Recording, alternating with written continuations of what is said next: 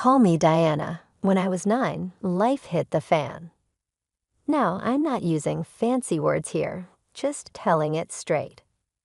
It was me, my little sister Lizzie, who was 2, Mom, and the man I'd called Dad up until that world-flipping day.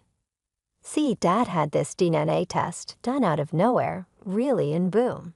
Our family wasn't a family in the way we thought. Dad walked in, papers in hand, face all kinds of twisted up with, I don't know, anger, shock, sadness. Mom first went all pale, eyes wide, then she tried to shrug it off. But who was she kidding?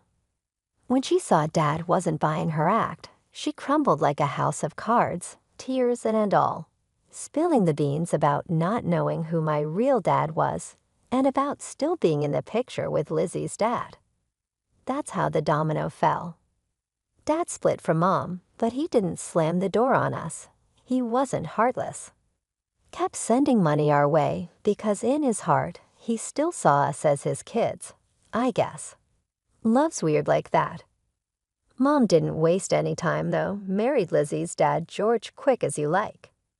Lizzie became the apple of his eye the second the ink dried on their marriage certificate. And he made it official by adopting her and cutting me out like last night's pizza. For me, it was like I became a ghost in my own home, invisible. Our house, it was less of a home and more of a crash pad for me. Mom was all about her new life with stepdad and Lizzie. They were like the picture-perfect 3, and there was me, just sort of there. I tried to be the good big sister, but she was being raised like she was an only child, princess costumes, bedtime stories, all smiles. Me, I was lucky if I got a good night hollered in my general direction. The dinner table was like a minefield. I'd sit quietly, trying to make myself smaller while they chatted about their days, about everything and nothing. I just pick up my food, not if someone accidentally made contact. Are you going to eat that? Stepdad would grunt, eyeing my chicken like he hadn't been fed in weeks. No, you can have it, I'd mumble, sliding my plate over. Hey, watch it, you're making a mess. He'd growl as a pea rolled off the table. Mom was no better. If I tried to talk to her about school or friends, she'd give me that nod-smile combo that adults do when they're not listening. Sure, honey, she'd say without missing a beat, in her phone scroll. The bell rang, cutting through the chatter of the hallway, signaling the end of the day. I gripped my backpack tighter, shuffling out with the rest, everyone pushing to be first to freedom. That's when I saw him, leaned up against the old metal fencing by the school gates, my dad. Dad, I said, peering close as if my eyes were playing tricks. Diana, he grunted, a curt nod in place of a smile. I stopped a few feet away, wary. What are you doing here? He got something to tell you. He ran a rough hand through his hair, which seemed more unruly than I remembered. Can we go somewhere? Talk. Glancing around, wondering if any of my friends were witnessing this reunion, I nodded towards my usual hangout. There's a diner around the corner. The walk was silent, the clunk of his boots on pavement outpacing any attempt at small talk. The diner wasn't much, but it was a slice of familiarity compared to the man walking beside me. Once seated in a booth with peeling vinyl at a wobbly table, the waitress came over, eyeing Dad somehow suspiciously and me with concern. The usual Diana, she asked, her voice a welcome sound. I nodded. Yeah, and whatever he'll have.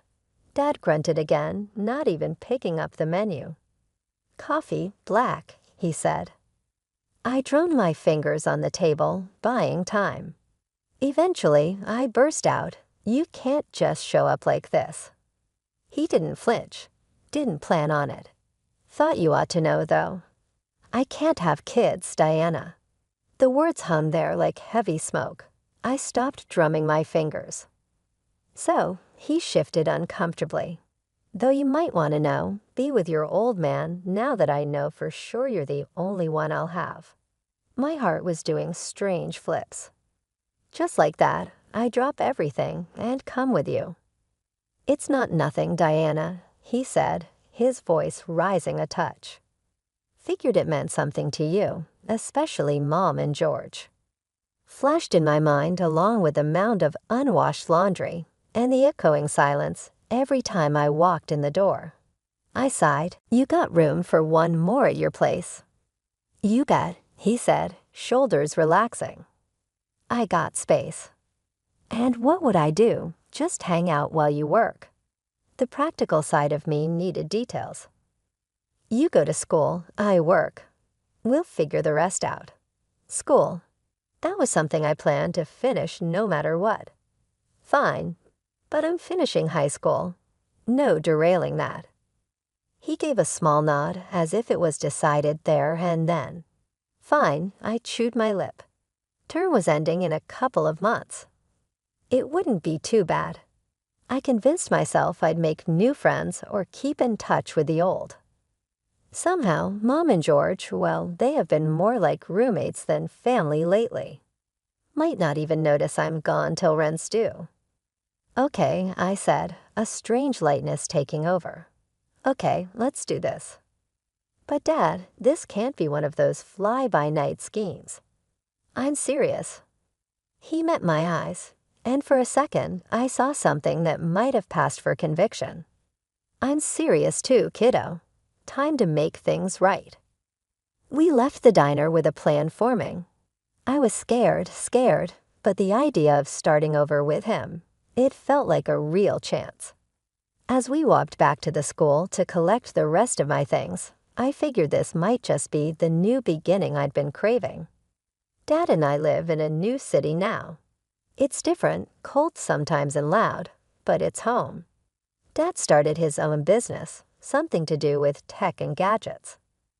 It was just a bunch of computers at first, but it really picked up. People talk about him now like he's someone. I guess he is. I go to this local school. It's all right, I guess. Not much to say about it, except I'm there to get grades, and I'm doing good, real good. Got to, right? Dad set the bar up high with his success and all. I got to keep up, make him proud, that's the goal. And me. Dentistry is where it's a lot for me. Can't explain it. Really, just something about fixing people up, giving them a smile to be proud of. Sounds good, doesn't it? Dad's all for it. When I first told him, I thought he'd be like, dentistry, really? But no, he was all, if that's what you want, kiddo, then go for it. That's Dad for you, supportive as ever. My Mom and George, they're like a TV show I used to watch, but forgot how it goes. It's just static now, and I don't remember much about them.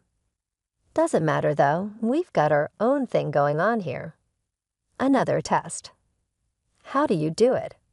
Dad's voice makes me jump as he comes into my room, his eyes all tired from work but smiling. Study, isn't it? Just hit the books and the answers stick. I say, shrugging like it's no big deal. Dad chuckles, the lines by his eyes crinkling up. You got your old man's brains, that's for sure. I roll my eyes. Yeah, just means I'll have to pick a fancy college for dentistry. They don't let any dummy in. Hey, you pick the college, I'll figure out the rest. He pats my head and then turns serious. Don't you worry about that. The thing is, I don't worry. Not about this.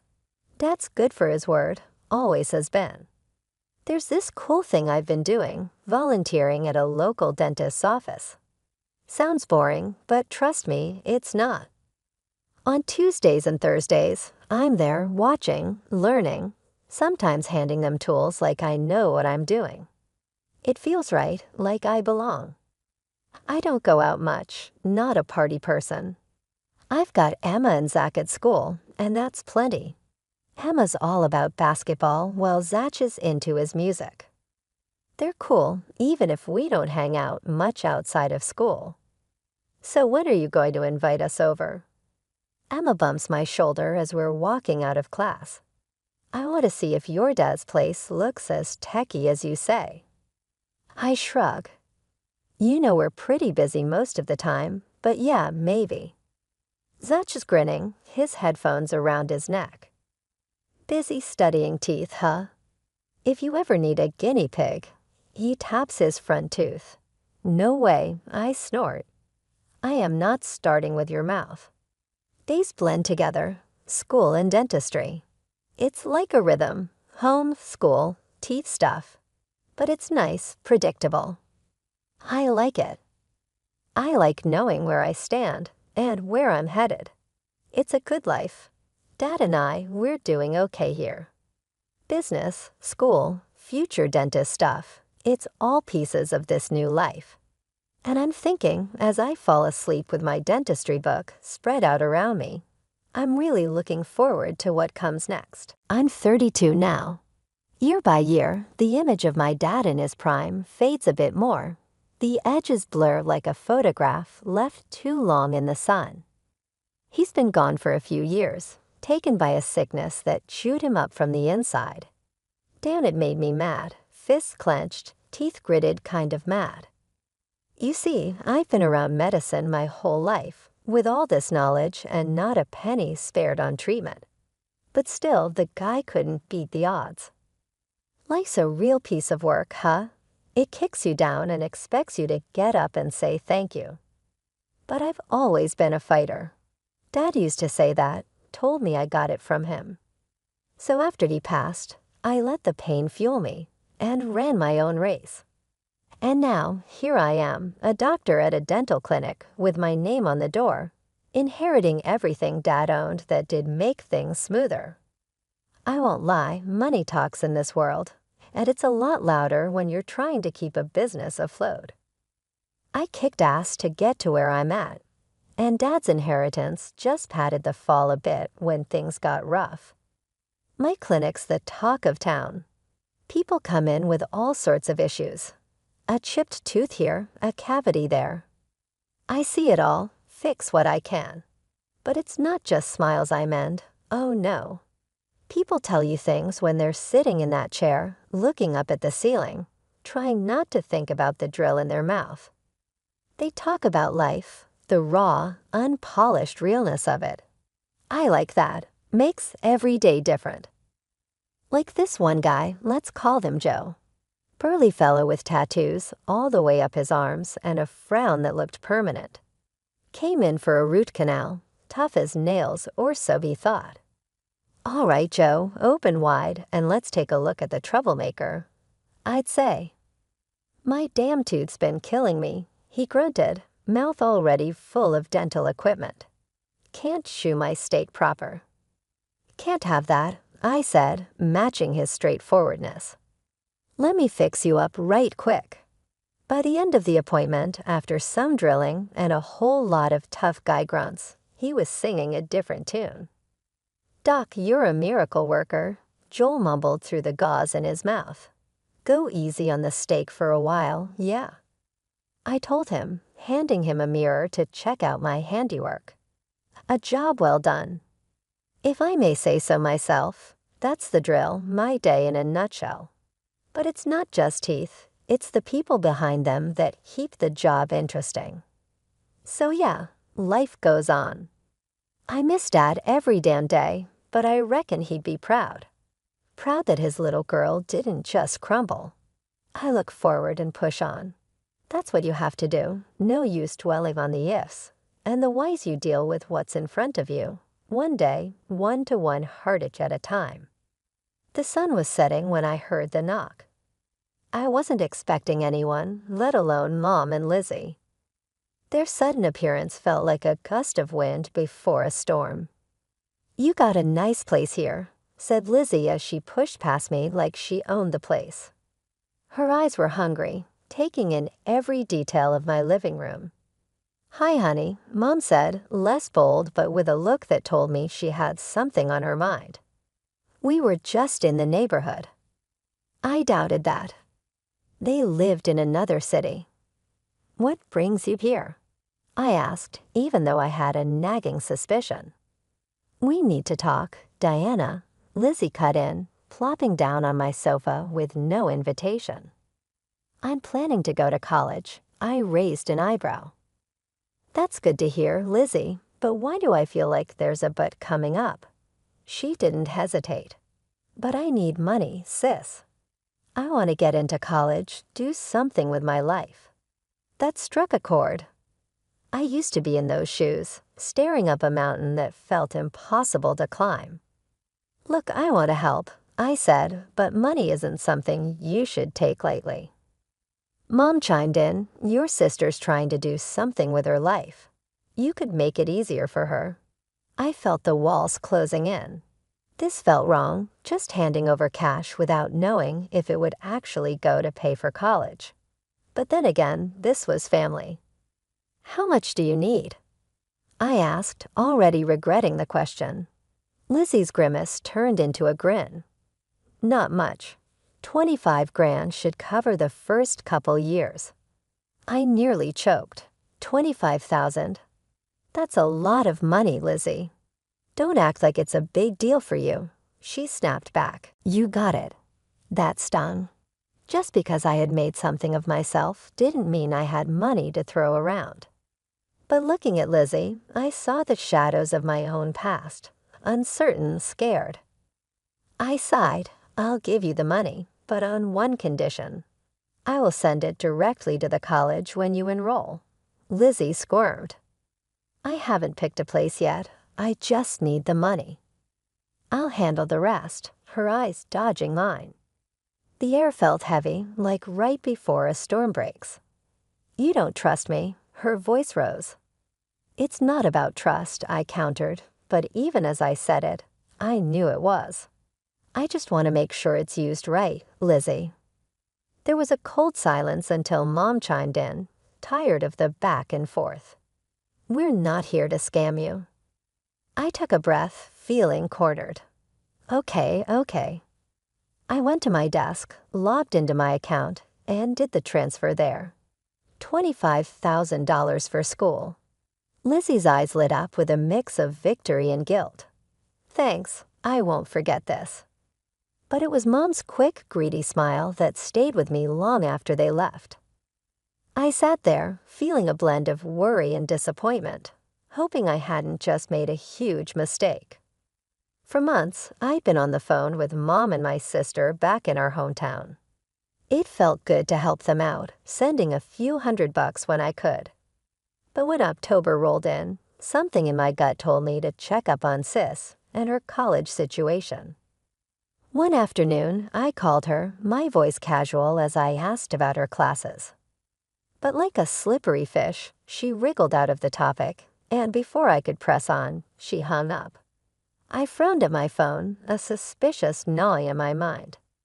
Next thing, I'm stalking her social media like some sort of detective.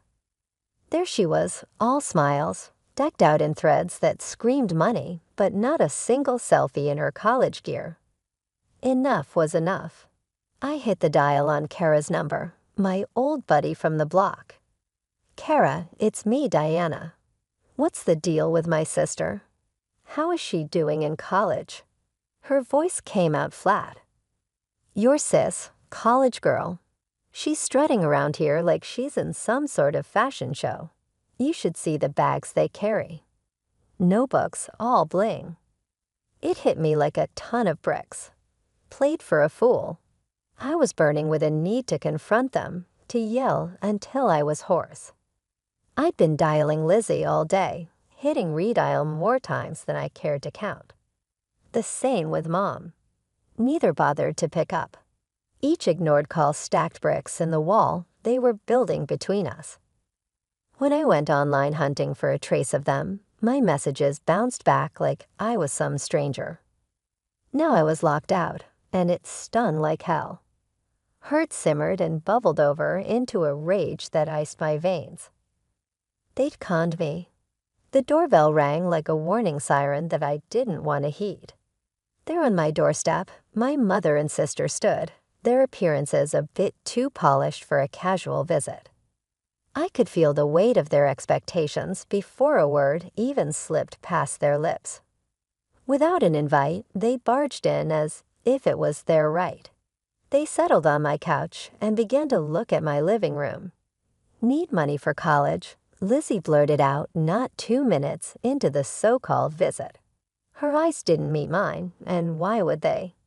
Liars have a hard time looking you in the eye. Yeah, that's rich considering, I said, crossing my arms over my chest. My mother shifted uncomfortably. Diana, you don't understand. What, that you're both liars? I cut her off. My voice was colder than I anticipated. It was odd but liberating. You got no right to talk to us like that, Diana, Lizzie piped up, her voice getting sharp. We're family. That card's expired, I shot back. Listen here. I didn't let her finish. I did for a long time. I listened and gave and got nothing but a lie. We're your blood, and you owe us that much, my sister said, her voice hitching up a notch.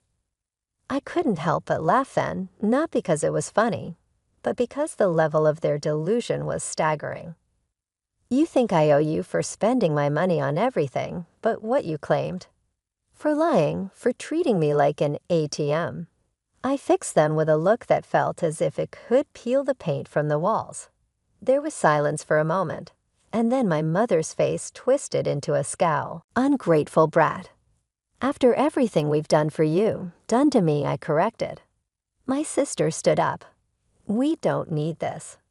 If you're going to be a bastard about helping your family, well, if the shoe fits. I interrupted her, then pointed at the door. Leave. I'm done being your free ride. They were on their feet now, faces red, not with shame, but with anger. You'll regret this, my mother hissed. I already regret plenty, but cutting you off ain't on that list. I walked to the door, holding it open. Get out. As they stomped past me, their parting words were threats about making me pay in ways money couldn't cover. Once they left, the silence in the apartment was heavy, but it was mine and mine alone. I leaned against the closed door after they were gone and exhaled a breath I didn't realize I'd been holding. It was done. It should have felt like a victory, but wars with family tend to leave you counting losses more than wins. Life has a funny way of showing you who really cares. Here I am, sitting on the rough patch of grass by his grave, my dad's grave. Well, he wasn't my biological dad, but that never mattered. He treated me like I was his own, gave me support, taught me right from wrong, showed me kindness. Not like my mother or my sister. I stopped picking up their calls, blocked their numbers, cut them off, just like that. Now here I sit, with only the sound of the wind for company. I talked to him, to my dad, telling him about my day, about the tough root canal, or the kid who wouldn't stop squirming in the chair. It feels right, you know, being here with him, peaceful. Hey Diana, it's Jim from the grave next over. Poor guy lost his wife last year. He's a regular here, like me. You're talking to your dad again, huh? Yeah, I say, you know how it is. Jim nods, sure do. Got to keep the connection somehow. How's work going? Same old, same old. Teeth are teeth, J.I. They don't change much. Jim chuckles. Yeah, I guess teeth are more reliable than people, huh? You got that right, I smirk. I've always liked Jim, has a way of saying what he means without wrapping it in cotton. I stand up, brush the grass off my jeans, and take one last look at the headstone. See you tomorrow, Dad, I say softly, though he can't hear me. The door of the car closes with a satisfying thud. I start the engine and roll out of the cemetery. The road stretches out ahead of me, clear and open, just like my future, just like my life now. No more chains pulling me back, no more feeling like a human ATM. My life is mine again. I whisper to the rearview mirror, tucking a stray hair behind my ear. I pull into the traffic. My phone's silent these days, but I like it that way. No surprise calls begging for cash, no manipulative messages, just the occasional text from a friend or a reminder for an appointment. When I get home, I crash on the couch. No yelling, no lies, no fake apologies or promises. Maybe I'll get a dog, a big one with soft ears, someone who's glad to see me for me, not for what's in my wallet. Yeah, that sounds nice.